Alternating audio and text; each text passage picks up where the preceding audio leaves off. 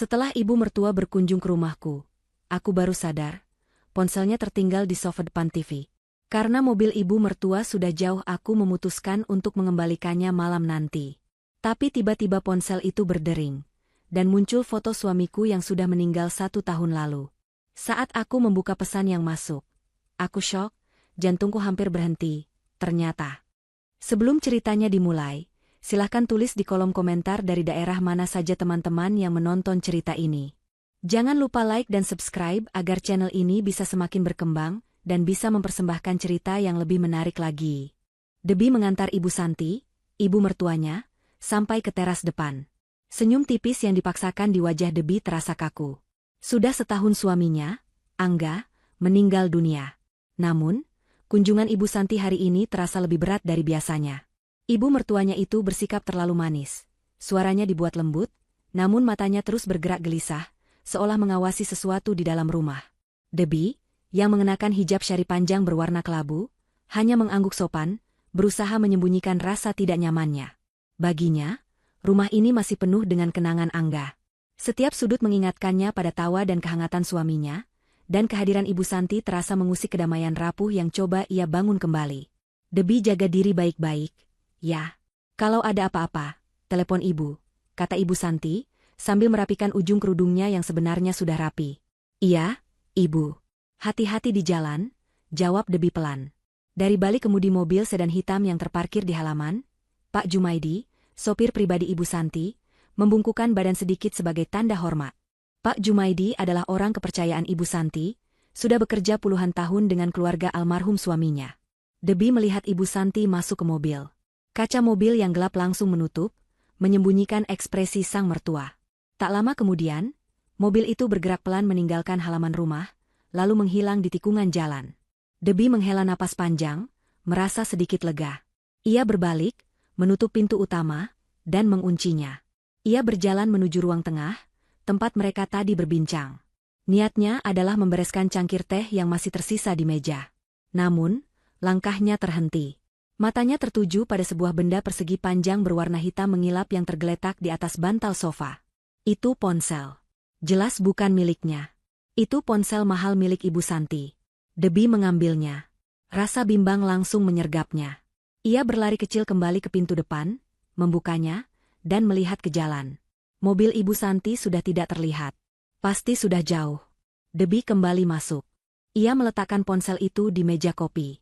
Haruskah ia menelepon Pak Jumaidi? Tapi ia tidak punya nomor sopir itu. Ponsel Ibu Santi juga pasti ada di dalam tasnya yang lain. Debbie memutuskan untuk menyimpannya saja. Nanti malam, setelah salat Isya, ia akan mengantarkan ponsel ini ke rumah mertuanya yang terletak di kawasan elit di seberang kota. Ia tidak ingin berlama-lama menyimpan barang pribadi milik Ibu Santi. Debbie baru saja akan beranjak ke dapur untuk mencuci cangkir, ketika ponsel di atas meja itu tiba-tiba bergetar hebat. Layarnya menyala, diiringi nada dering yang cukup kencang. Debbie terkejut. Ia menatap layar itu, dan seketika seluruh darah di tubuhnya terasa membeku. Jantungnya seperti diremas. Di layar ponsel itu, terpampang dengan jelas foto Angga, suaminya. Foto itu adalah foto favorit Debbie. Angga sedang tersenyum lebar, mengenakan kemeja biru kesayangannya, diambil saat mereka berlibur di pantai setahun sebelum kecelakaan itu. Pikiran Debbie kacau. Kenapa Ibu Santi memakai foto Angga sebagai foto kontak? Dering itu berhenti, namun jantung Debbie masih berdebar kencang. Ia mengira itu mungkin hanya alarm, atau mungkin Ibu Santi menyimpan nomor seseorang dengan foto Angga sebagai kenang-kenangan. Debbie berusaha menepis pikiran buruk. Ia duduk di sofa, mencoba menenangkan dirinya. Hijabnya ia rapikan sedikit, mencoba mengusir rasa dingin yang tiba-tiba menjalari tengkuknya. Belum genap 1 menit, ponsel itu menyala lagi. Kali ini tidak berdering, hanya getaran singkat tanda pesan masuk. Debbie melirik ke layar. Matanya membelalak. Pesan itu datang dari kontak yang sama. Kontak yang disimpan dengan nama Angga. Rasa penasaran yang luar biasa besar, bercampur dengan ketakutan yang aneh, mengalahkan rasa sopan santunnya. Debbie ingat, dulu Ibu Santi pernah memberitahukan pola kunci ponselnya saat mereka dalam kondisi darurat di rumah sakit, jaga-jaga jika terjadi sesuatu. Debbie tidak yakin apakah polanya masih sama. Tangannya yang gemetar menyentuh layar. Ia mencoba menggambar pola bintang sederhana yang ia ingat. Layar terbuka. Debbie menelan ludah. Ia membuka aplikasi pesan. Di sana, di baris paling atas, ada percakapan dengan nama Angga. Ia membuka pesan terbaru yang baru saja masuk. Matanya membaca barisan kalimat itu, dan dunianya serasa runtuh untuk kedua kalinya. Napasnya tercekat di tenggorokan. Jantungnya serasa berhenti berdetak. Pesan itu berbunyi, "Uang tutup mulut sudah saya terima. Rahasia, kecelakaan, Angga aman sama saya. Jangan lupa transferan bulan depan." Debbie terduduk lemas di lantai. Ponsel Ibu Santi terlepas dari genggamannya, jatuh ke atas karpet berbulu. Tubuhnya gemetar hebat. Ruangan yang tadinya terasa damai kini terasa begitu dingin dan menyesakan. Kecelakaan. Kata itu berulang-ulang di kepalanya. Uang tutup mulut. Kalimat itu bagaikan palu godam yang menghantam kesadarannya. Selama 1 tahun penuh, Debbie hidup dalam keyakinan bahwa Angga meninggal murni karena kecelakaan tunggal. Remblong. Mobilnya kehilangan kendali di jalan menurun dan menabrak pembatas jalan. Polisi sudah menutup kasus itu. Murni musibah. Tapi pesan ini mengubah segalanya. Pesan ini menyiratkan ada rahasia di balik kecelakaan itu. Sesuatu yang harus ditutup rapat dengan uang. Dan pengirim pesan ini memakai nama suaminya, Angga. Siapa dia? Kenapa Ibu Santi, ibu kandung Angga, terlibat dalam pembayaran uang tutup mulut ini? Debbie memungut kembali ponsel itu. Tangannya masih gemetar, tapi kini ada perasaan lain yang muncul di balik rasa syok dan dukanya. Kemarahan. Debbie mulai berpikir cepat. Dia teringat kembali sikap-sikap aneh Ibu Santi selama setahun terakhir. Setelah pemakaman Angga, Ibu Santi memang terlihat sangat terpukul. Tapi di balik duka itu, gerakannya begitu cepat dan efisien. Terlalu efisien. Belum genap 40 hari, Ibu Santi sudah sibuk mengurus pencairan asuransi jiwa Angga yang nilainya sangat besar. Ibu Santi juga yang langsung mengambil alih kendali perusahaan properti milik Angga, dengan alasan Debbie tidak mengerti bisnis dan masih terlalu muda. Debbie, yang saat itu masih tenggelam dalam lautan duka, hanya bisa pasrah dan menandatangani semua dokumen yang disodorkan. Ia mengira ibu mertuanya hanya ingin membantunya. Tapi sekarang, semua kebaikan itu terasa seperti topeng. Dengan napas yang masih tersengal, Debbie memberanikan diri. Dia harus tahu lebih banyak. Ini adalah satu-satunya kesempatannya sebelum Ibu Santi menyadari ponselnya hilang. Dia membuka kembali ponsel itu. Dia harus menemukan petunjuk lain. Pertama, dia memeriksa riwayat panggilan. Benar saja, ada banyak sekali panggilan masuk dan keluar ke nomor yang disimpan dengan nama Angga itu. Hampir setiap beberapa hari sekali. Ini bukan sekadar obrolan biasa. Ini adalah komunikasi intens. Debbie kemudian beralih ke galeri foto. Dia harus menahan mual saat melihat foto-foto keluarga yang tampak bahagia. Foto Angga saat wisuda, foto liburan keluarga, foto Ibu Santi yang tersenyum memeluk putranya. Semua terlihat normal. Debbie terus menggulir ke bawah, melewati ratusan foto. Dia hampir putus asa, sampai akhirnya dia menemukan sesuatu yang janggal. Terselip di antara foto-foto masakan, ada sebuah tangkapan layar. Sebuah screenshot bukti transfer dari aplikasi perbankan. Jantung Debbie berdebar lagi. Dia memperbesar gambar itu. Itu adalah bukti transfer ke rekening bank atas nama yang sangat asing. Talitha Maheswari. Nominalnya membuat Debbie terperangah. 250 juta rupiah. Bukan jumlah yang kecil. Di kolom keterangan transfer, tertulis jelas, biaya konsultasi proyek pesisir. Proyek apa? Setahu Debbie, perusahaan Angga tidak sedang mengerjakan proyek di daerah pesisir. Ini aneh. Debbie segera memotret tangkapan layar itu menggunakan ponselnya sendiri. Dia kembali ke menu utama ponsel Ibu Santi. Dia membuka daftar kontak, mencari nama Angga. Dia menekan nomor itu, menyalinnya, dan menyimpannya di ponselnya sendiri. Dia juga menyalin nomor rekening bank atas nama Talitha Maheswari. Dia harus mencari tahu siapa wanita ini. Apakah Talitha adalah orang yang sama dengan Angga, si pengirim pesan? Saat Debbie sedang sibuk menyalin semua informasi penting itu, ponsel Ibu Santi di tangannya tiba-tiba bergetar dan berdering lagi. Nama, Angga, muncul di layar. Debbie terlonjak kaget. Dia panik. Haruskah dia mengangkatnya? Jika dia diam, pengirim pesan itu akan curiga. Jika dia bicara, suaranya pasti ketahuan bukan Ibu Santi. Dering itu terus berbunyi, memecah kesunyian rumah. Debbie mengambil keputusan sepersekian detik. Dengan tangan gemetar, dia menekan tombol hijau untuk menerima panggilan, lalu segera menekan tombol loudspeaker agar dia tidak perlu mendekatkan ponsel itu ke telinganya. Debi menahan napas. Dia tidak mengucapkan sepatah kata pun. Hening sesaat di seberang sana. Hanya terdengar suara napas yang tenang. Lalu, sebuah suara terdengar. Itu bukan suara Angga. Itu suara seorang wanita. Suara yang dingin, tajam, jernih, dan penuh percaya diri. Ada apa, Ibu Santi? Kenapa menelepon lagi? Takut rahasianya bocor? Debi langsung mematikan sambungan. Tangannya terkepal erat. Dia tahu sekarang. Ini adalah permainan berbahaya. Suaminya dibunuh. Dan wanita di seberang telepon tadi tahu persis apa yang terjadi. Debi membanting ponsel itu ke sofa. Jantungnya berdebar begitu kencang seolah ingin melompat keluar dari dadanya. Suara wanita itu, dingin, tajam, dan penuh kendali, terus terngiang di telinganya. Takut rahasianya bocor? Jadi, Ibu Santi, ibu mertuanya sendiri, punya rahasia dengan wanita ini. Rahasia tentang kecelakaan Angga. Kaki Debi terasa lemas. Dia harus duduk. Ruang tamu yang tadi terasa nyaman kini terasa seperti penjara. Dia menatap ponsel Ibu Santi dengan campuran ngeri dan benci. Benda itu adalah kotak Pandora yang baru saja ia buka. Selama beberapa menit, Debi hanya terdiam. Air matanya mulai menggenang. Duka yang selama ini coba ia kubur, kini bangkit kembali dengan wajah yang berbeda. Bukan lagi duka karena kehilangan, tapi duka karena pengkhianatan. Apakah Angga tahu? Apakah Angga sengaja dijauhkan darinya? Pikiran-pikiran liar mulai bermunculan. Debi menggeleng keras, mencoba mengusir prasangka. Dia tidak boleh hancur sekarang.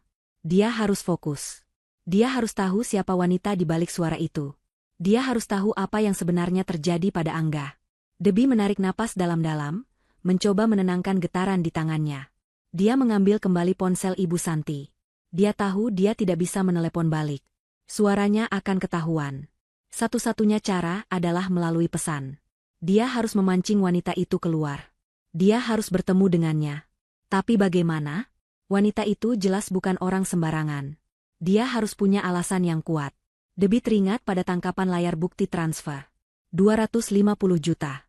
Biaya konsultasi proyek pesisir.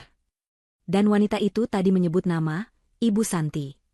Ini adalah hubungan bisnis yang jelas disembunyikan. Debi memutuskan untuk menggunakan uang sebagai pancingan. Dia harus berpura-pura menjadi Ibu Santi. Dia membuka aplikasi pesan, masuk ke percakapan dengan kontak, Angga. Tangannya yang masih gemetar mulai mengetik. Transferan berikutnya sepertinya akan bermasalah. Ada audit mendadak di bank. Saya tidak bisa mengirim uang lewat rekening. Debi berhenti sejenak, berpikir. Kalimat itu terdengar cukup meyakinkan. Dia harus membuatnya terdengar lebih mendesak. Kita harus bertemu. Saya akan siapkan tunai. Bawa semua dokumen yang kamu pegang soal proyek pesisir itu. Saya mau periksa. Debi menambahkan kalimat terakhir agar pertemuan itu terlihat seperti urusan bisnis yang wajar, bukan kepanikan karena rahasia. Dia menekan tombol kirim. Jantungnya berdebar menunggu balasan. Rasanya seperti menunggu vonis. Tidak sampai 30 detik, ponsel bergetar. Balasan masuk. Tumben sekali, tidak seperti biasanya. Ibu takut. Debi merasakan hawa dingin menjalari punggungnya. Wanita ini sangat tajam. Jangan banyak tanya. Ini mendesak. Bisa atau tidak? Ketik Debi, berusaha meniru nada bicara Ibu Santi yang angkuh dan tidak mau dibantah. Balasan datang lagi. Bisa. Di mana? Kapan? Debi merasa sedikit lega. Umpannya berhasil. Dia harus memilih tempat. Tempat yang ramai, terbuka, tapi dia bisa mengamati tanpa terlihat mencolok. Lobi Hotel Grand Mutiara. Jam 4 sore ini. Jangan terlambat. Baik. Pastikan uangnya siap, balas wanita itu. Percakapan selesai. Debi meletakkan ponsel itu. Sekarang pukul 1 siang. Dia punya waktu 3 jam untuk bersiap. Dia tidak tahu apa yang akan dihadapinya. Dia akan bertemu dengan seseorang yang mungkin terlibat dalam kematian suaminya. Dia ketakutan, tapi tekadnya untuk mencari kebenaran jauh lebih besar. Dia bangkit. Dia pergi ke kamarnya. Dia tidak bisa datang sebagai Debi, istri Angga yang berduka. Dia memilih pakaian yang paling tidak mencolok. Sebuah gamis panjang berwarna coklat tua polos, dipadu dengan hijab syari berwarna senada yang menjulur panjang. Pakaian yang membuatnya bisa membaur. Dia mengambil kacamata hitam berbingkai besar dan sebuah masker medis berwarna hitam. Dengan ini, sebagian besar wajahnya akan tertutup. Dia memasukkan ponselnya sendiri dan ponsel Ibu Santi ke dalam tas selempang sederhana. Dia memesan taksi online, sengaja tidak menggunakan mobilnya sendiri agar tidak terlacak. Tepat pukul 3:30 sore, Debbie sudah duduk di salah satu sofa di sudut lobi Hotel Grand Mutiara. Lobi itu ramai. Suara orang bercakap-cakap dan denting piano samar-samar terdengar. Jantungnya berdentum-dentum di dalam dada. Dia memesan segelas teh hangat tapi tidak menyentuhnya sama sekali. Tangannya di bawah meja terkepal erat. Dia mengamati setiap orang yang masuk melalui pintu putar. Pukul 4 tepat. Seorang wanita melangkah masuk. Dia sangat berbeda dari bayangan Debbie. Wanita itu masih muda, mungkin hanya beberapa tahun di atasnya. Dia sangat elegan. Rambutnya disanggul modern, langkahnya penuh percaya diri dalam balutan blus sutra dan celana bahan yang mahal. Dia menenteng tas tangan bermerek. Dia berhenti sejenak di tengah lobi, matanya yang tajam mengamati sekeliling. Dia mengeluarkan ponselnya, seolah hendak menelepon. Debbie menahan napas. Wanita itu melihat ke arahnya. Debbie cepat-cepat menunduk, pura-pura memeriksa ponselnya sendiri. Tapi terlambat. Wanita itu mulai berjalan ke arahnya. Langkah kakinya yang mantap terdengar jelas di lantai marmer. Debbie merasakan seluruh tubuhnya kaku. Wanita itu berhenti tepat di depan mejanya. Debbie tidak berani mengangkat kepala. Hening sesaat. Lalu wanita itu tertawa kecil. Tawa yang dingin dan meremehkan. Permainan menyamarnya bagus sekali, kata wanita itu. Debbie membeku. Dia perlahan mengangkat wajahnya. Kacamata hitam dan masker itu terasa sia-sia. Wanita itu tersenyum sinis, menatap lurus ke mata Debbie. Saya tahu Anda bukan Ibu Santi.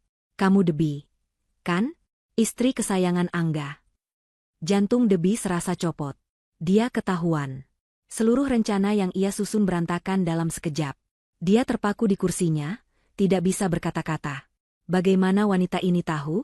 Wajahnya tertutup masker dan kacamata. Dia hanya bisa menatap wanita di depannya dengan tatapan syok. Wanita itu, Talita, menarik kursi di depan Debbie dan duduk dengan tenang. Dia meletakkan tasnya di meja, seolah tidak terjadi apa-apa. Santai saja, katanya. Suaranya kini tidak lagi setajam di telepon, tapi tetap dingin. Saya tidak akan berteriak. Saya sudah menduga Ibu Santi tidak akan berani datang sendiri setelah panggilannya tadi pagi terputus. Siapa kamu? Akhirnya Debbie berhasil mengeluarkan suara, meski terdengar bergetar dan parau. Nama saya Talita. Saya rekan bisnis almarhum suami kamu, jawab Talita lugas. Dia memberi isyarat kepada pelayan dan memesan segelas kopi tanpa gula. Rekan bisnis? Debbie mengernyit. Setahunya, Angga mengurus perusahaan properti itu sendirian setelah ayahnya meninggal.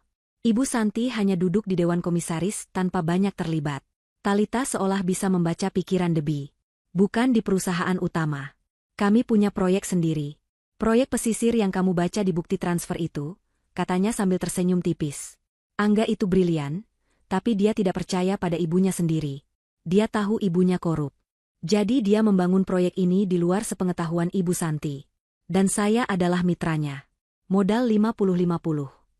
Debbie semakin bingung. Lalu pesan itu? Uang tutup mulut? Kecelakaan, Angga?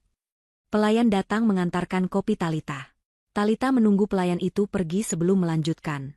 Dia menyesap kopinya sedikit. Setelah Angga meninggal, lanjutnya, matanya kini menatap Debbie dengan serius. Ibu mertuamu yang serakah itu langsung mengambil alih semuanya. Dia menemukan dokumen proyek kami. Dia pikir dia bisa mengambil bagian saya begitu saja. Tentu saja saya tidak diam. Talita mencondongkan tubuhnya ke depan. Pesan itu bukan pemerasan, Debbie. Itu adalah tagihan.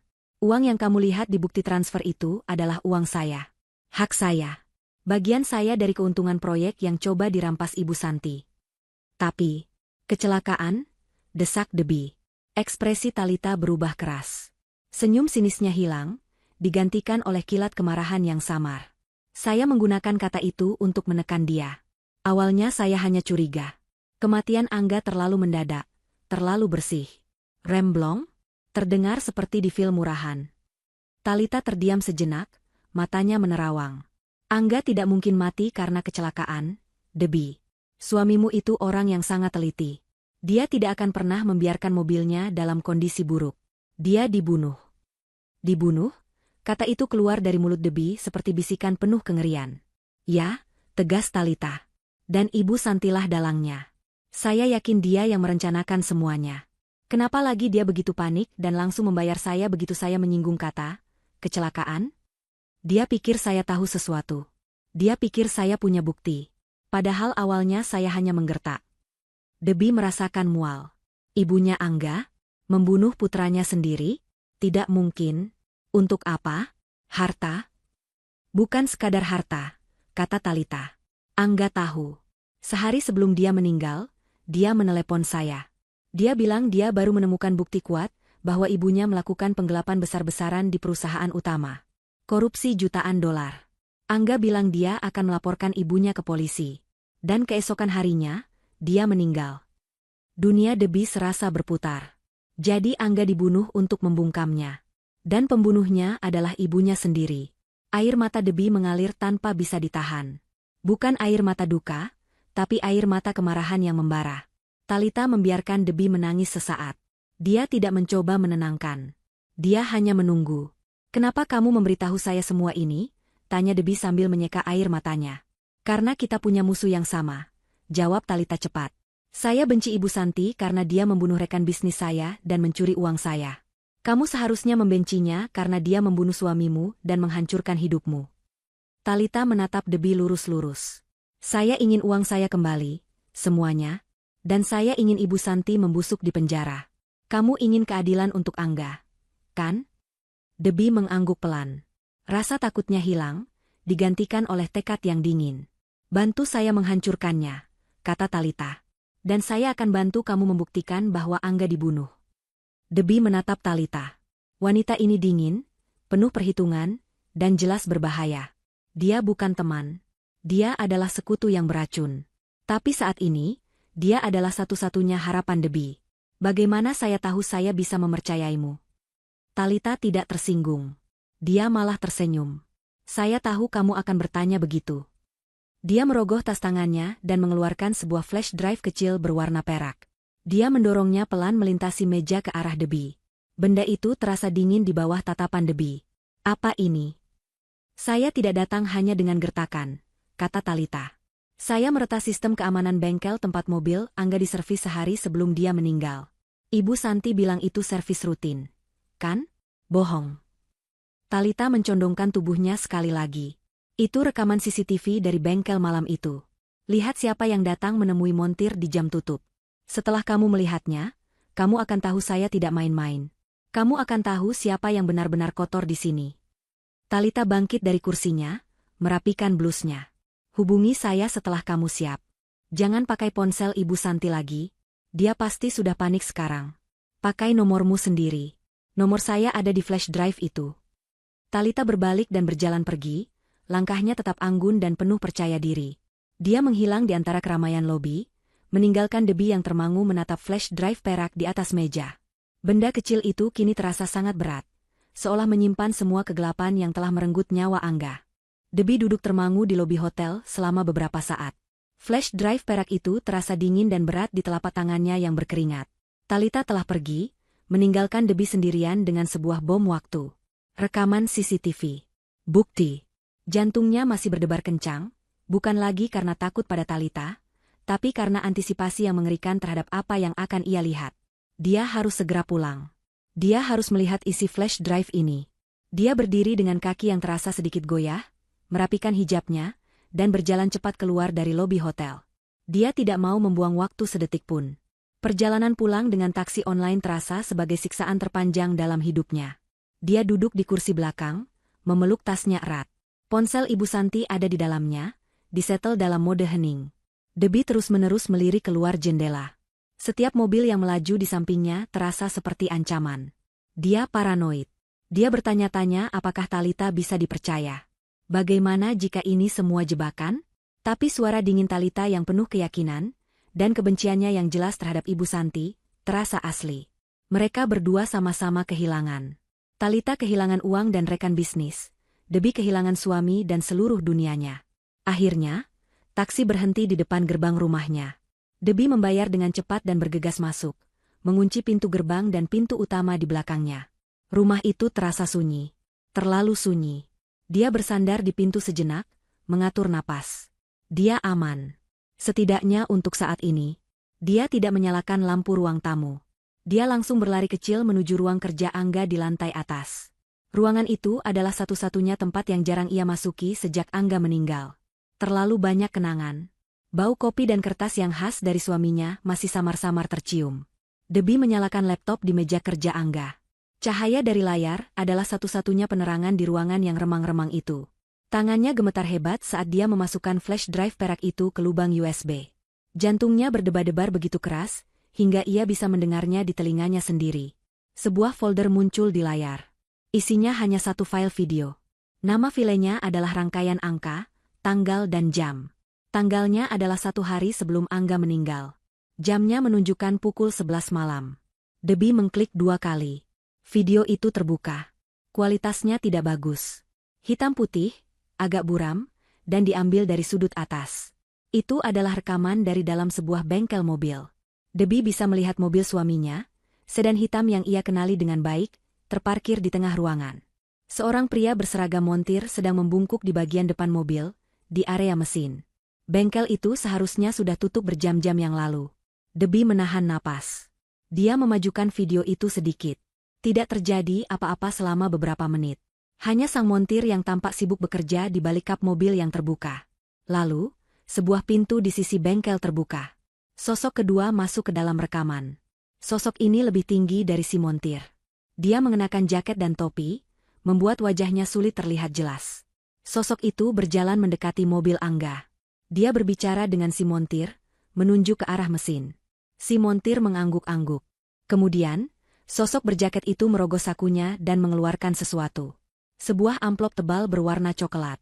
Dia menyerahkannya kepada si montir. Si montir mengambilnya dengan cepat dan memasukkannya ke dalam saku celananya. Jantung Debbie serasa berhenti. Ini adalah transaksi. Ini adalah pembayaran. Sosok berjaket itu menepuk bahu si montir. Dia kemudian berbalik untuk pergi. Tepat saat dia berbalik, dia sedikit mendongak, seolah memeriksa kamera CCTV di sudut ruangan. Hanya sedetik. Tapi sedetik itu sudah cukup. Cahaya dari lampu neon bengkel jatuh tepat di wajahnya yang tidak lagi tertutup bayangan topi. Debbie memekik tertahan. Dia menekan tombol jeda. Dia memperbesar gambar di layar. Itu bukan Ibu Santi. Dia mengenal wajah itu. Dia melihat wajah itu hampir setiap hari selama bertahun-tahun. Dia bahkan baru melihatnya beberapa jam yang lalu, duduk di belakang kemudi mobil yang membawa Ibu Santi pergi dari rumah ini. Itu Pak Jumaidi, sopir pribadi Ibu Santi. Pria pendiam, sopan, dan selalu menunduk hormat. Seluruh tubuh Debbie menjadi dingin. Pengkhianatan itu begitu dalam dan gelap. Ibu Santi tidak mengotori tangannya sendiri. Dia menggunakan orang kepercayaannya, pionnya yang paling setia, untuk melakukan pekerjaan kotor itu. Pak Jumaidi, yang selalu tersenyum ramah pada Angga. Pak Jumaidi, yang ikut mengangkat peti jenazah suaminya di pemakaman. Debbie merasa mual. Dia menutup mulutnya, menahan rasa ingin muntah. Jadi ini kebenarannya. Sebuah konspirasi yang rapi. Ibu Santi adalah otaknya, Pak Jumaidi adalah eksekutornya. Debbie terduduk lemas di kursi kerja Angga. Dia menatap layar yang menampilkan wajah beku Pak Jumaidi. Kebenaran yang ia cari ternyata lebih buruk dari yang ia bayangkan. Tiba-tiba, keheningan di rumah itu pecah. Terdengar suara bel. Bukan hanya sekali, tapi berkali-kali. Ditekan dengan paksa, beruntun, dan penuh amarah. Debbie terlonjak dari kursinya. Dia berlari kecil ke jendela kamar, mengintip ke bawah.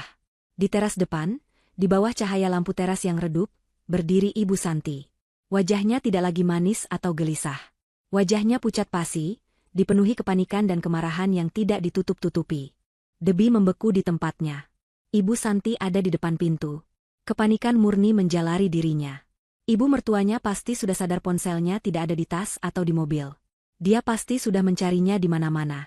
Dan sekarang, dia kembali ke satu-satunya tempat terakhir dia berada. Rumah ini, bel berbunyi lagi, lebih keras dan lebih lama. Di belakang Ibu Santi, terparkir di gerbang, Debbie bisa melihat siluet mobil sedan hitam. Pak Jumaidi pasti ada di dalam mobil itu. Sang pembunuh ada di luar gerbangnya. Jantung Debbie berpacu. Dia harus berpikir cepat. Dia tidak boleh terlihat panik. Dia tidak boleh membiarkan Ibu Santi tahu bahwa dia tahu. Dia melihat ke laptop di atas meja. Rekaman video Pak Jumaidi masih terpampang di layar. Dengan tangan gemetar, Debbie segera mencabut flash drive itu dan memasukkannya ke dalam saku gamisnya yang dalam. Dia menutup laptop itu. Lalu, ponsel Ibu Santi. Benda itu masih ada di dalam tasnya. Dia tidak bisa membiarkan Ibu Santi melihatnya. Dia berlari menuruni tangga. Bel terus berbunyi tanpa henti. Sebentar, teriak Debbie, mencoba membuat suaranya terdengar normal, mungkin sedikit mengantuk seolah dia baru saja bangun tidur. Dia tiba di ruang tamu. Dengan gerakan cepat, dia mengambil ponsel Ibu Santi dari dalam tasnya. Dia tidak punya waktu untuk menyembunyikannya di tempat yang rumit. Dia menyelipkan ponsel itu jauh ke dalam celah di antara bantalan sofa tempat Ibu Santi duduk tadi. Cukup dalam sehingga tidak akan terlihat kecuali dicari dengan sengaja. Debbie menarik napas dalam-dalam. Dia merapikan hijabnya. Dia harus tenang. Dia adalah seorang istri yang berduka, bukan seorang penyelidik yang baru saja menemukan bukti pembunuhan. Dia berjalan ke pintu dan membukanya. "Ibu," kata Debbie, pura-pura terkejut. "Ada apa malam-malam kesini lagi? Ada yang tertinggal?" Wajah Ibu Santi tegang. Matanya yang tajam langsung memindai ke dalam rumah, melewati bahu Debbie. Dia tidak menjawab pertanyaan Debbie. Dia malah melangkah masuk, mendorong Debbie sedikit ke samping. "Ponsel Ibu tertinggal di sini," katanya dengan nada menuduh. Suaranya tidak lagi manis, tapi tajam dan menuntut. "Oh, ya?" kata Debbie, menutup pintu perlahan. "Di mana, Bu?" "Tadi saya langsung ke dapur setelah Ibu pulang. Belum sempat beres-beres." Debbie menjaga suaranya tetap datar. Ibu Santi tidak memedulikannya. Dia langsung menuju sofa. Dia mengangkat setiap bantal. Dia membantingnya ke lantai. Matanya liar. Dia membungkuk, melihat ke kolong sofa, lalu ke bawah meja kopi. Dia meraba-raba karpet. "Tadi Ibu taruh di sini, tepat di sini," desisnya, lebih pada dirinya sendiri daripada pada Debbie. Dia menatap tumpukan bantal di lantai dengan frustrasi. "Mungkin jatuh di mobil, Bu," saran Debbie pelan. Ibu Santi menoleh cepat. Tatapannya menusuk Debbie. "Di mobil tidak ada. Pak Jumaidi sudah membongkar seluruh mobil. Pasti di sini." Ada jeda yang menegangkan. Ibu Santi menatap Debbie dari atas ke bawah. Kecurigaan terpancar jelas di wajahnya. "Kamu tidak melihatnya?" tanyanya. Suaranya kini turun menjadi bisikan yang berbahaya. Debbie menggeleng. "Tidak, Bu. Saya tidak lihat apa-apa." Ibu Santi melangkah maju, mendekati Debbie. Jarak mereka kini sangat dekat. Debbie bisa mencium aroma parfum mahal yang bercampur dengan bau keringat pertanda panik. "Jangan bohong, Debbie. Kamu menyembunyikannya, ya?" Ini adalah tuduhan langsung. Debbie merasakan kemarahan dingin naik dari dalam dirinya, mengalahkan rasa takutnya. Dia menatap balik mata ibu mertuanya. "Ibu," kata Debbie, suaranya tenang namun kokoh. Jauh berbeda dari suara menantunya yang penurut selama ini. "Ibu menuduh saya mengambil ponsel Ibu?" Ibu Santi sedikit terkejut dengan perubahan nada bicara Debbie. "Saya tidak tahu di mana ponsel Ibu. Tapi kalau Ibu bersikeras mau menuduh saya, silakan," lanjut Debbie. "Silakan geledah rumah ini sepuas Ibu. Geledah kamar saya. Geledah tas saya. Geledah saya juga kalau perlu." Debbie merentangkan tangannya sedikit. "Tapi setelah Ibu tidak menemukan apa-apa, saya harap Ibu ingat kalau Ibu sedang bertamu di rumah almarhum anak Ibu." Itu adalah gertakan yang berani. Debbie mempertaruhkan segalanya pada keyakinan bahwa Ibu Santi tidak akan berani menggeledahnya. Itu akan menjadi sebuah deklarasi perang terbuka. Wajah Ibu Santi memerah padam. Dia terpojok. Dia tahu Debbie tidak berbohong. Jika Debbie benar-benar menyembunyikannya, dia tidak akan setenang ini. Tapi kepanikannya karena kehilangan ponsel itu jauh lebih besar. Ponsel itu berisi segalanya. Percakapan dengan Talita. Bukti transfer. Dan mungkin lebih banyak lagi. Ibu Santi menatap Debbie dengan penuh kebencian. Dia tahu dia kalah dalam ronde ini. Dia tidak bisa memaksa. Mungkin Ibu salah," kata Ibu Santi, suaranya bergetar karena marah. "Mungkin memang tertinggal di kantor tadi siang." Itu adalah alasan yang lemah, dan mereka berdua tahu itu. Tanpa berkata apa-apa lagi, Ibu Santi berbalik dengan kasar. Dia berjalan cepat ke pintu, membukanya dengan keras, dan keluar. Dia membanting pintu itu di belakangnya, membuat bingkai foto Angga di dinding bergetar. Debbie bersandar di pintu yang tertutup. Kakinya lemas. Dia berhasil. Untuk saat ini, dia menunggu beberapa detik sampai dia mendengar suara mobil Ibu Santi menjauh dari gerbang. Dia mengunci pintu, menghela napas panjang yang gemetar. Dia kembali ke sofa dan merogoh celah bantal. Tangannya menyentuh permukaan ponsel yang dingin. Dia menariknya keluar. Dia menatap benda itu. Benda ini adalah senjatanya. Debbie tahu Ibu Santi tidak akan menyerah. Dia akan kembali. Atau dia akan mengirim orang lain. Dia akan mengirim Pak Jumaidi. Debbie harus bergerak lebih cepat. Dia menyalakan ponsel Ibu Santi. Dia harus menemukan lebih banyak. Dia harus menemukan bukti yang menghubungkan Ibu Santi langsung dengan Pak Jumaidi. Dia membuka aplikasi email. Dia memeriksa kotak masuk. Kosong. Kotak terkirim. Kosong. Ibu Santi sangat bersih. Lalu, Debbie teringat sesuatu. Dia membuka folder draft atau konsep. Ada satu email di sana. Belum terkirim. Ditujukan kepada kontak yang disimpan dengan nama J. Debbie tahu itu pasti Pak Jumaidi. Subjek email itu kosong. Debbie membuka draft itu. Jantungnya serasa berhenti untuk kesekian kalinya malam itu. Pesan itu singkat, tapi isinya membuat darahnya membeku. Dia mulai curiga. Dia tahu soal ponsel. Habisi dia. Buat terlihat seperti perampokan. Napas Debbie tercekat di tenggorokan. Habisi dia. Buat terlihat seperti perampokan. Kalimat itu adalah vonis mati. Ditulis dengan begitu dingin, seolah memesan barang. Jantungnya yang tadi berdebar kencang kini terasa seperti diremas oleh tangan es. Ibu Santi tidak hanya panik karena kehilangan ponsel, dia panik karena Debbie tahu. Dan untuk itu, Debbie harus mati. Persis seperti Angga. Dia tidak punya banyak waktu. Ibu Santi mungkin sudah menelepon Pak Jumaidi dari nomor lain. Atau Pak Jumaidi mungkin sudah dalam perjalanan ke sini. Rumah ini, yang tadinya adalah tempat berlindung teramannya, kini telah menjadi perangkap maut. Dia harus pergi. Sekarang. Dengan tangan yang gemetar hebat hingga nyaris tak terkendali, Debbie memotret layar ponsel Ibu Santi, mengabadikan draft email yang mengerikan itu. Gambar itu adalah bukti niat membunuh. Dia segera memasukkan ponsel Ibu Santi ke dalam sakunya, di samping flash drive rekaman CCTV. Dia menyambar tas selempangnya, tidak peduli lagi untuk membawa apa-apa. Nyawanya adalah yang utama. Dia berlari ke pintu belakang, membukanya perlahan, mengintip ke halaman belakang yang gelap. Sun. Dia menyelinap keluar, melompati pagar samping yang rendah, dan berlari menyusuri jalanan kompleks yang sepi. Dia tidak berani memesan taksi. Dia terus berlari di bawah naungan pohon, bersembunyi di dalam bayang-bayang, sampai dia tiba di jalan raya utama yang ramai. Baru di sanalah, di bawah cahaya lampu jalan, dikelilingi oleh lalu lalang kendaraan, dia merasa bisa bernapas sedikit. Dia berhenti di depan sebuah minimarket yang buka 24 jam. Tangannya masih gemetar. Dia mengeluarkan ponselnya sendiri. Dia harus menelepon satu-satunya orang yang mungkin bisa membantunya. Satu-satunya orang yang memiliki kepentingan yang sama. Dia membuka file yang ada di flash drive pemberian Talita. Seperti yang dikatakan wanita itu, ada sebuah dokumen teks di dalamnya. Hanya berisi satu baris nomor telepon. Debbie menekan nomor itu. Dering berbunyi 2 kali. Ya, suara dingin Talita langsung menjawab. Tidak ada basa-basi. Dia tahu. Bisik Debbie, suaranya pecah karena panik. Dia, Ibu Santi. Dia mau membunuh saya. Dia mengirim draft email ke Pak Jumaidi. Habisi dia.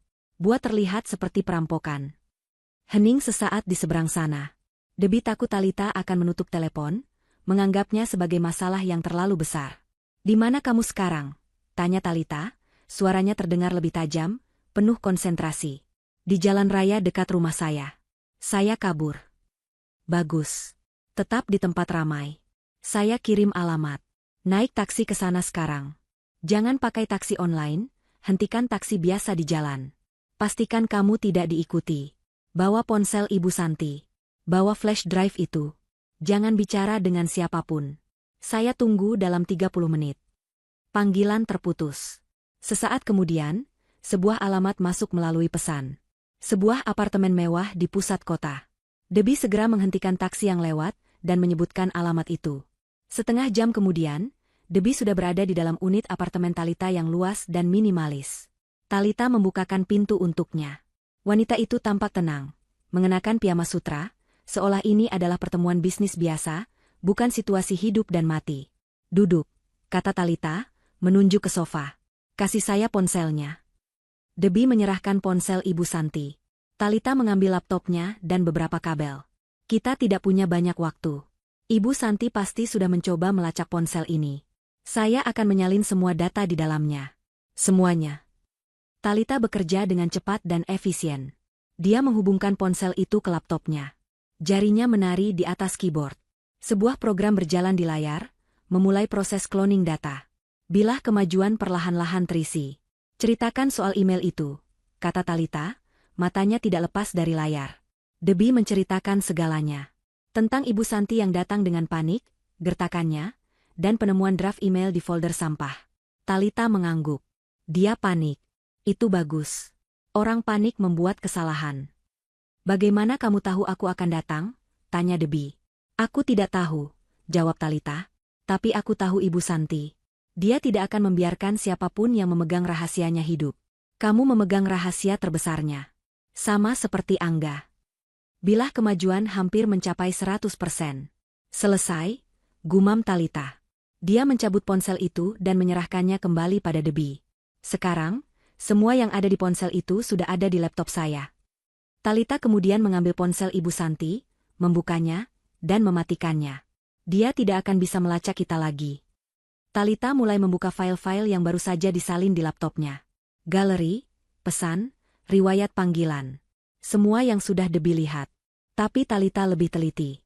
Dia membuka aplikasi catatan, file manager, bahkan mencari di folder-folder sistem yang tersembunyi.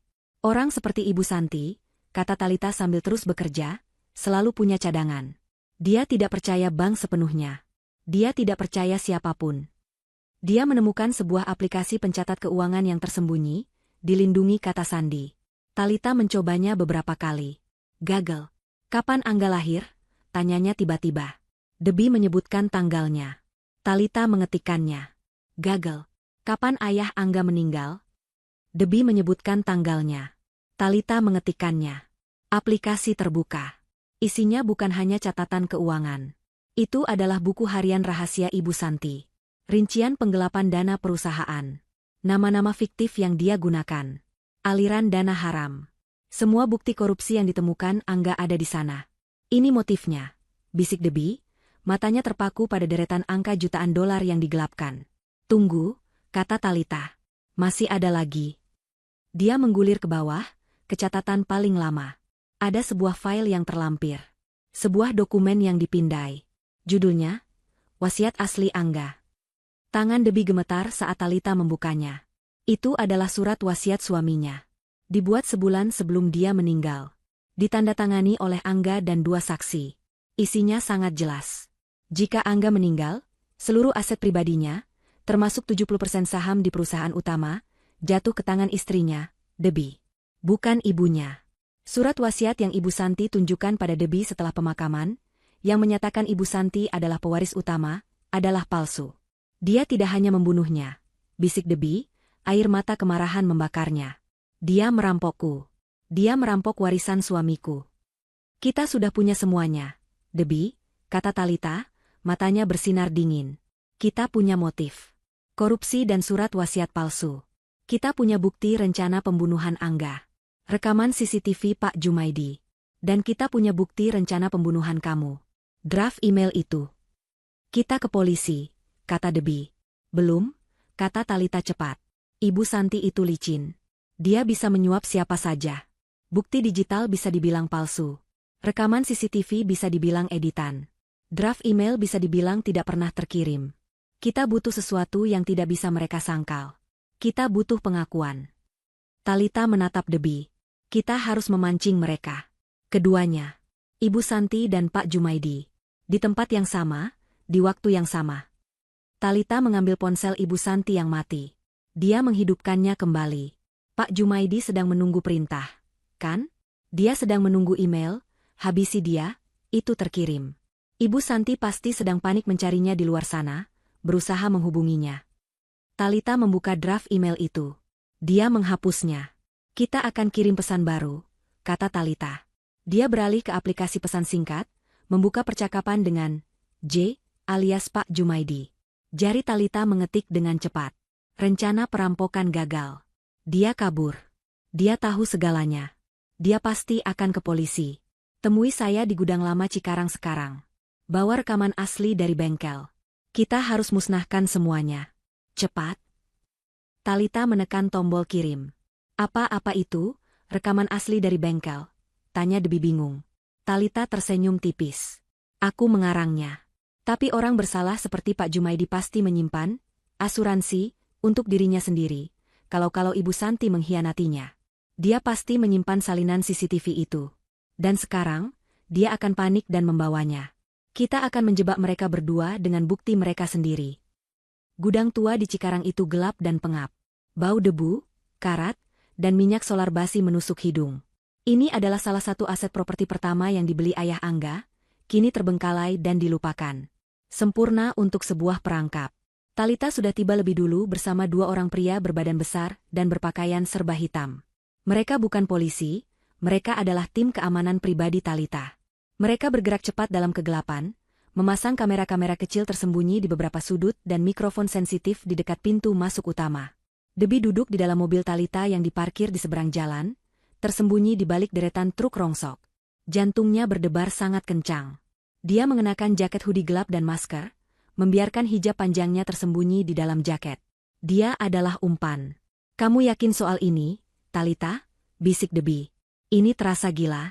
Ini seperti adegan di film thriller. Sangat yakin, jawab Talita. Matanya fokus mengamati layar tablet yang menampilkan gambar dari kamera-kamera tersembunyi. Pak Jumaidi itu pion. Dia takut pada Ibu Santi, tapi dia lebih takut penjara. Dia akan datang. Dan Ibu Santi? Dia sekarang buta.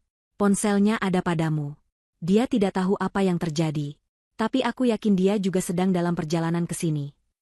Bagaimana kamu tahu? Aku menyalakan kembali ponselnya sebentar tadi, kata Talita santai. Cukup untuk mengirim lokasi GPS ponsel ini ke laptopnya sendiri. Dia pasti punya aplikasi pelacak. Dia akan mengira kamu atau Pak Jumaidi ada di sini dengan ponselnya. Dia akan datang untuk mengambilnya. Dia tidak akan bisa menahan diri. Debbie menelan ludah. Talita benar-benar memikirkan segalanya. Dia dingin, penuh perhitungan, dan sedikit menakutkan. Tapi saat ini, Debbie bersyukur wanita itu ada di pihaknya. 20 menit berlalu seperti selamanya. Hening. Hanya suara jangkrik dan lolongan anjing liar di kejauhan. Kemudian, seberkas cahaya lampu mobil menyorot jalan masuk gudang. Sebuah sedan hitam yang sangat Debbie kenali. Mobil yang sama yang membawa Ibu Santi pagi tadi. Mobil yang dikemudikan Pak Jumaidi. Mobil itu berhenti. Mesinnya mati. Pintu pengemudi terbuka. Pak Jumaidi keluar. Dia tampak gugup. Dia celingukan di kegelapan, memegang sebuah tas laptop kecil di tangannya. Dia persis seperti yang diperkirakan Talita. Dia membawa asuransinya. Bu, Ibu Santi, panggil Pak Jumaidi, suaranya bergetar.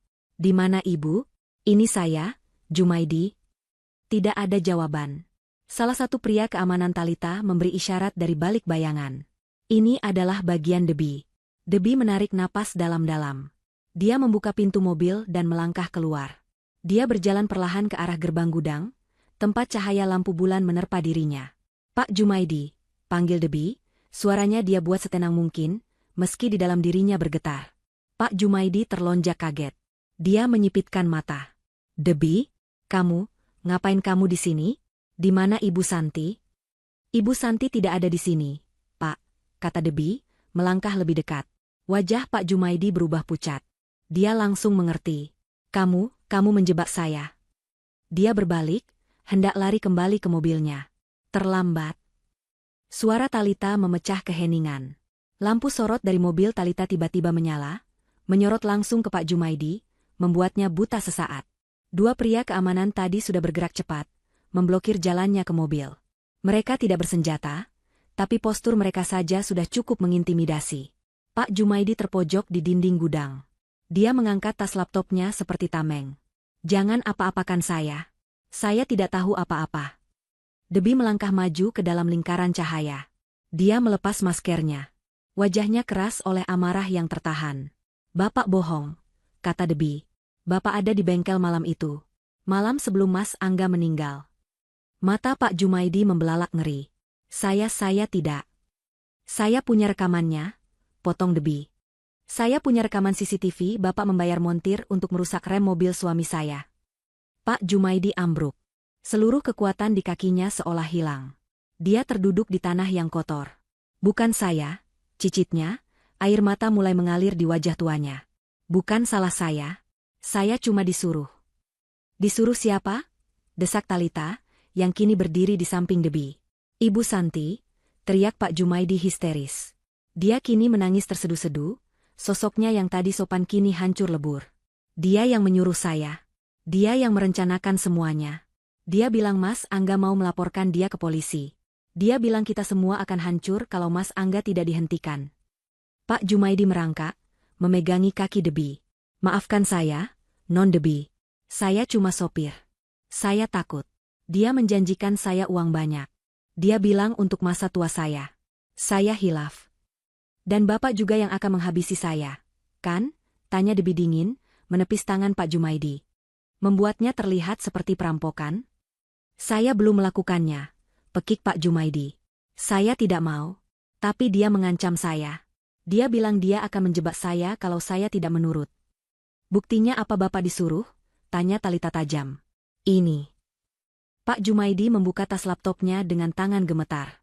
Dia mengeluarkan sebuah flash drive, berbeda dari yang diberikan Talita. Ini rekaman suara. Saya merekam perintahnya diam-diam. Saya juga punya salinan CCTV asli dari bengkel. Saya simpan untuk jaga-jaga. Debi dan Talita saling berpandangan. Ini lebih baik dari yang mereka duga. Dia bilang dia akan menghancurkan remnya. Lanjut Pak Jumaidi, kini histeris menumpahkan segalanya. Dia bilang cukup buat celaka saja, tidak sampai meninggal. Tapi ternyata, ya Tuhan, dia yang menyuruh saya. Dia dalangnya. Tepat saat Pak Jumaidi meneriakkan kalimat terakhirnya, menunjuk udara kosong seolah Ibu Santi ada di sana, sebuah suara decitan ban mobil yang sangat keras memecah malam.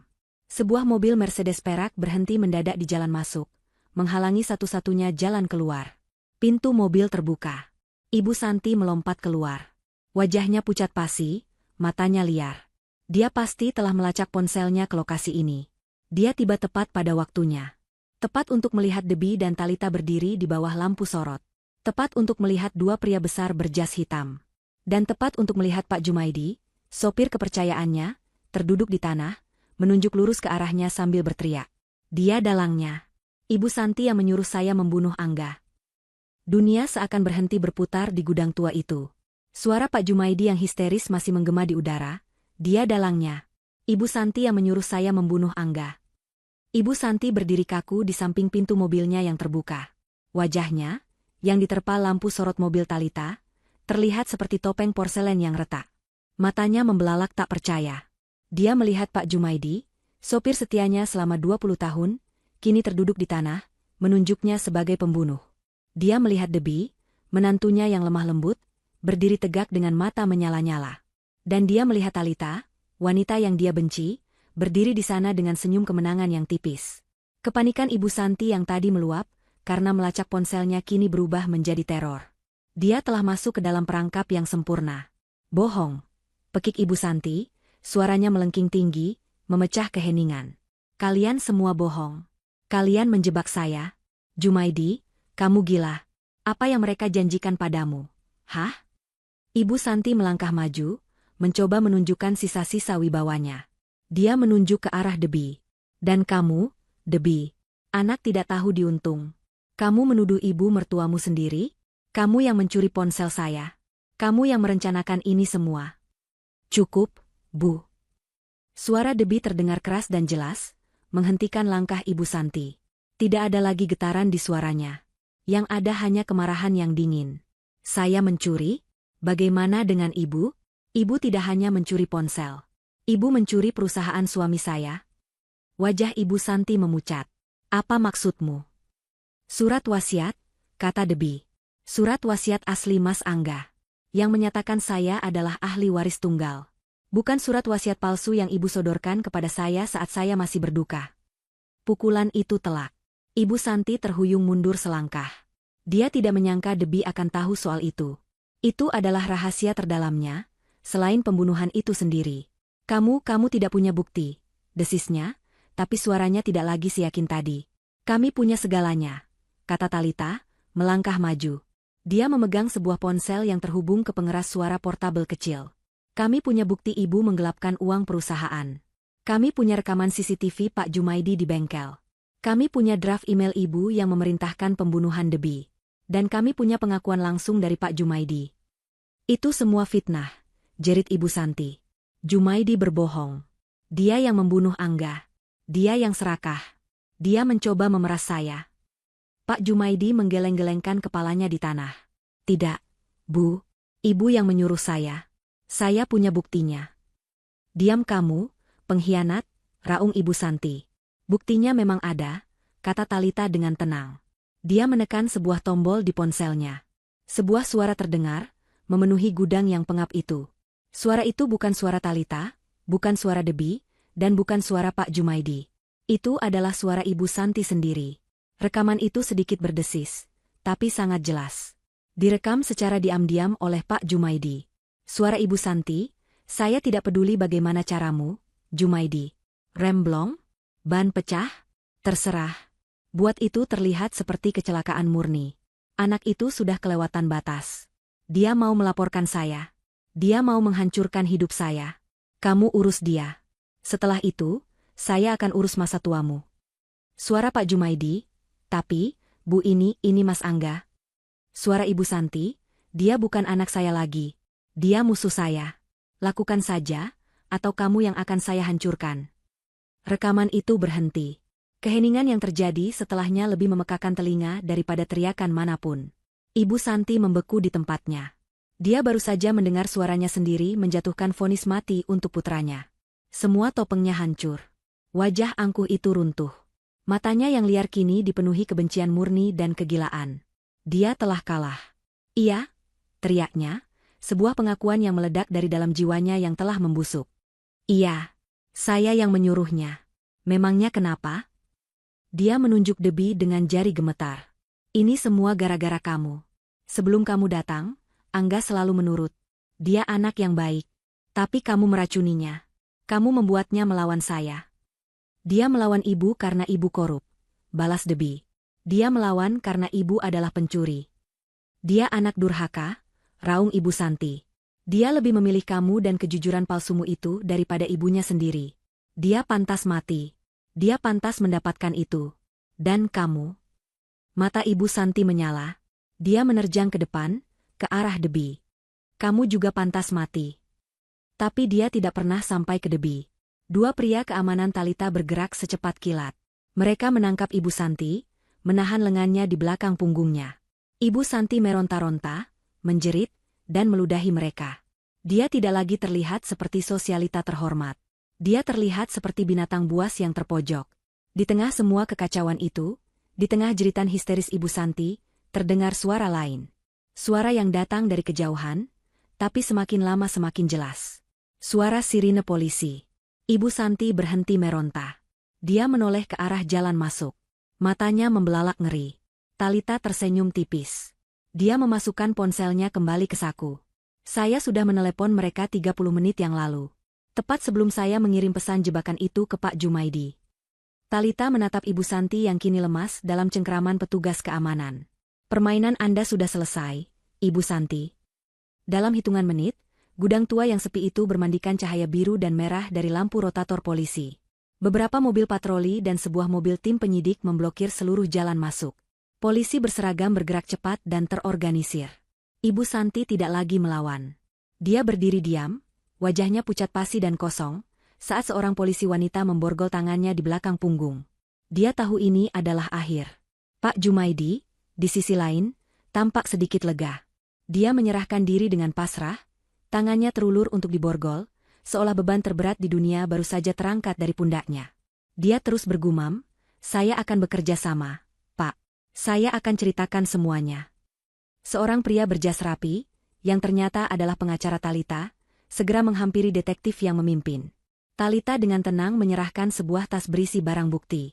Di dalam sini, katanya dengan suara yang jelas dan profesional, adalah data cloning lengkap dari ponsel pelaku, berisi bukti korupsi, rencana pembunuhan, dan surat wasiat asli. Ada 2 flash drive berisi rekaman CCTV dari bengkel. Ada 1 flash drive lagi berisi rekaman audio pengakuan perintah pembunuhan. Dan seluruh kejadian malam ini di gudang ini, termasuk pengakuan penuh pelaku, telah direkam oleh kamera-kamera kami. Detektif itu menatap Talita, lalu ke Debbie, lalu ke Ibu Santi yang digiring masuk ke mobil polisi. Dia mengangguk singkat. Kami akan amankan semuanya. Debbie menyaksikan mobil polisi yang membawa Ibu Santi menghilang di tikungan jalan. Tubuhnya yang sejak tadi tegang akhirnya luruh. Kakinya terasa lemas. Jika Talita tidak menahannya, dia mungkin akan jatuh. Malam yang panjang ini akhirnya berakhir. Proses hukum berjalan cepat. Kasus ini menjadi berita utama nasional. Seorang ibu sosialita membunuh putra kandungnya sendiri untuk menutupi korupsi dan merebut warisan. Bukti-bukti yang disajikan di pengadilan begitu telak hingga tidak bisa disangkal. Rekaman suara Ibu Santi yang memberi perintah pada Pak Jumaidi menjadi bukti kunci. Ditambah lagi dengan kesaksian penuh Pak Jumaidi yang ingin menebus kesalahannya, dan draft email yang membuktikan niat Ibu Santi untuk membunuh Debbie. Pengadilan menjatuhkan vonis. Ibu Santi terbukti bersalah atas pembunuhan berencana terhadap Angga, percobaan pembunuhan terhadap Debbie, korupsi, dan pemalsuan dokumen. Dia divonis penjara seumur hidup. Seluruh aset pribadinya yang terbukti berasal dari hasil korupsi disita oleh negara. Pak Jumaidi, karena kerjasamanya sebagai saksi kunci, mendapat hukuman yang lebih ringan, namun tetap harus menghabiskan belasan tahun di penjara. Surat wasiat asli Angga dinyatakan sah oleh pengadilan. Debbie secara hukum dikukuhkan sebagai pemilik sah 70% saham perusahaan. Talita mendapatkan haknya kembali atas proyek pesisir. Kemitraan mereka yang beracun berakhir di sana. Talita telah mendapatkan uangnya dan keadilannya. Keduanya berpisah, bukan sebagai teman, tapi sebagai dua orang yang selamat dari badai yang sama. 6 bulan kemudian, Debbie melangkah keluar dari lift di lobi utama gedung perusahaannya. Karyawan yang berpapasan dengannya menyapa hormat, "Selamat siang, Ibu Debbie." Dia membalas dengan senyum ramah namun penuh wibawa. Hijabnya yang rapi dan pakaian kerjanya yang elegan memancarkan aura kepercayaan diri yang baru. Dia bukan lagi Debbie yang rapuh dan berduka. Dia adalah seorang pemimpin. Dia masuk ke mobilnya dan menyetir sendiri. Tujuannya bukan kantor atau rumah. Dia berhenti di sebuah pemakaman umum yang terawat rapi. Dia berjalan perlahan di antara nisan-nisan, membawa seikat bunga lili putih kesukaan Angga. Dia berhenti di depan sebuah nisan marmer hitam sederhana dengan nama Angga Pratama terukir di atasnya. Debbie berjongkok, membersihkan sedikit debu dari nisan itu, dan meletakkan bunganya. Dia tidak menangis. Dia menatap nama suaminya dengan senyum yang lembut dan damai. "Assalamualaikum, Mas," bisiknya pelan. "Semua sudah selesai. Keadilan sudah datang untuk kamu." Dia terdiam sejenak, membiarkan angin sore meniup pelan ujung hijabnya. "Aku tahu ini berat. Aku tahu ibumu, sudahlah." Dia menghela napas. "Tapi aku mau kamu tahu, perusahaanmu aman di tanganku. Aku sudah membersihkan semuanya, Mas. Aku menjalankannya dengan jujur, persis seperti yang selalu kamu inginkan. Sekarang, kamu bisa tidur yang tenang." Debbie menyentuh nisan itu sekali lagi. Rasa sakit karena kehilangan itu masih ada, seperti bekas luka yang samar. Tapi rasa itu tidak lagi menguasainya. Dia sudah menemukan kedamaian dalam keadilan. Dia bangkit berdiri. Dia tidak lagi melihat ke belakang. Dia berbalik, merapikan hijabnya, dan berjalan dengan langkah tegap meninggalkan pemakaman. Dia berjalan tegak, menyongsong masa depannya yang baru, yang harus ia jalani sendiri, dengan kekuatan yang ia temukan dari kebenaran. 3 tahun telah berlalu sejak hari di mana kebenaran, yang terkubur dalam kebohongan dan keserakahan, akhirnya terungkap di gudang tua yang pengap itu. 3 tahun adalah waktu yang lama. Cukup lama untuk mengubah duka menjadi kenangan, mengubah reruntuhan menjadi fondasi baru, dan cukup lama bagi karma untuk menagih sisa hutangnya. Wajah kota Jakarta telah banyak berubah, begitu pula dengan papan nama di gedung pencakar langit yang dulu menjadi kebanggaan Ibu Santi. Gedung itu tidak lagi bernama Santi Corp. Pagi ini, matahari memantulkan sinarnya pada huruf-huruf baja yang kokoh dan elegan, Pratama Group. Nama itu adalah pilihan Debbie. Sebuah penghormatan, bukan untuk keluarga yang telah mengkhianatinya, tetapi untuk satu-satunya Pratama yang penting, Angga. Di dalam ruang rapat utama di lantai 40, Debbie, yang kini berusia 32 tahun, berdiri di depan dewan direksi. Hijab syari berwarna biru tuanya yang serasi dengan blazer modern yang ia kenakan, memancarkan aura otoritas yang tenang. Dia bukan lagi wanita muda rapuh yang tersesat dalam duka. Dia adalah seorang presiden direktur. Tatapannya tajam, suaranya jernih dan penuh keyakinan saat dia mempresentasikan laporan kuartal terakhir. Dan dengan demikian, katanya, Mengganti slide presentasi ke gambar sebuah kompleks perumahan yang asri dan modern, seluruh laba bersih dari kuartal ini, seperti yang telah kita sepakati, akan dialokasikan sepenuhnya untuk pembangunan tahap kedua, Wisma Angga Pratama. Perumahan bersubsidi untuk masyarakat berpenghasilan rendah. Ini adalah visi almarhum suami saya, dan ini akan menjadi pilar utama perusahaan kita, membangun dengan hati nurani. Para anggota dewan, yang sebagian besar adalah wajah-wajah baru yang ia bawa masuk untuk menggantikan kroni-kroni lama Ibu Santi, bertepuk tangan. Mereka menghormatinya bukan hanya karena dia adalah pemilik saham mayoritas, tetapi karena dia telah membuktikan kemampuannya. Dalam 3 tahun, Debbie telah membersihkan perusahaan dari praktik korupsi, melunasi utang-utang tersembunyi, dan mengembalikannya ke jalur profitabilitas yang jujur. Dia adalah antitesis dari Ibu Santi dalam segala hal. Setelah rapat selesai, dia kembali ke ruang kerjanya. Ruangan yang dulu megah dan dingin milik Ibu Santi kini terasa hangat. Ada rak buku besar, beberapa lukisan kaligrafi, dan foto Angga yang tersenyum di mejanya. Bukan lagi foto yang ia lihat di ponsel Ibu Santi, tapi foto pernikahan mereka. Dia menatap foto itu sejenak. Rasa sakit yang dulu menusuk jantungnya setiap kali melihat wajah itu kini telah berubah. Berganti menjadi rasa rindu yang lembut, rasa terima kasih, dan kedamaian. Dia telah memberikan keadilan yang pantas untuk suaminya. Di saat yang sama, ratusan kilometer jauhnya, di sebuah sel sempit di lembaga pemasyarakatan wanita, kehidupan berjalan jauh berbeda. Ibu Santi, yang kini berusia akhir 50-an, tidak lagi mengenakan perhiasan berlian atau pakaian sutra. Dia mengenakan seragam tahanan berwarna biru pudar yang kusam. Rambutnya yang dulu selalu tertata sempurna kini memutih dan dibiarkan tergerai tipis, diikat seadanya. Dia duduk di tepi ranjang besinya, menatap dinding yang berjamur. Dia tidak pernah menyesal. Di dalam benaknya yang telah terpelintir oleh kesombongan, dia bukanlah penjahat. Dia adalah korban. Korban dari menantu yang tidak tahu berterima kasih. Korban dari sopir bodoh yang berkhianat. Korban dari Talita. Dan yang paling menyakitkan, korban dari putranya sendiri yang dia anggap durhaka. Surat permohonan bandingnya telah ditolak berkali-kali. Pengacaranya sudah lama berhenti mengunjunginya. Harta sitaannya telah dilelang negara. Dia tidak punya apa-apa lagi. Tidak ada kekuasaan, tidak ada uang, tidak ada keluarga. Hari ini adalah hari kunjung. Tapi tidak ada yang pernah datang mengunjunginya. Tidak dalam 3 tahun ini. Dia sendirian. Karma baginya bukanlah sekadar tembok penjara. Karma baginya adalah kehilangan status, kehilangan kendali, dan dilupakan. Dia, yang dulu hidup untuk dilihat dan ditakuti, kini tidak terlihat sama sekali. Dia adalah hantu yang hidup dalam kuburan yang ia gali sendiri. Dia mengambil secari kertas dan pulpen, memulai surat ke-20-nya kepada Presiden, meminta grasi. Dia menulis tentang bagaimana dia dijebak. Tangannya gemetar bukan karena usia, tapi karena kemarahan yang tidak pernah padam. Nasib berbeda dijalani Pak Jumaidi. Di penjara pria di Cilegon, dia menerima vonis 15 tahunnya dengan pasrah. Kerjasamanya yang penuh di pengadilan telah menyelamatkannya dari hukuman seumur hidup. Dia adalah narapidana teladan. Dia menghabiskan hari-harinya di bengkel kayu penjara, mengajar narapidana lain cara mengukir. Dia menjadi lebih religius, tidak pernah melewatkan salat. Dia tahu dia tidak bisa mengembalikan nyawa Angga, seorang pemuda yang dulu sering memberinya uang tambahan. Tapi dia mencoba menebusnya dalam diam.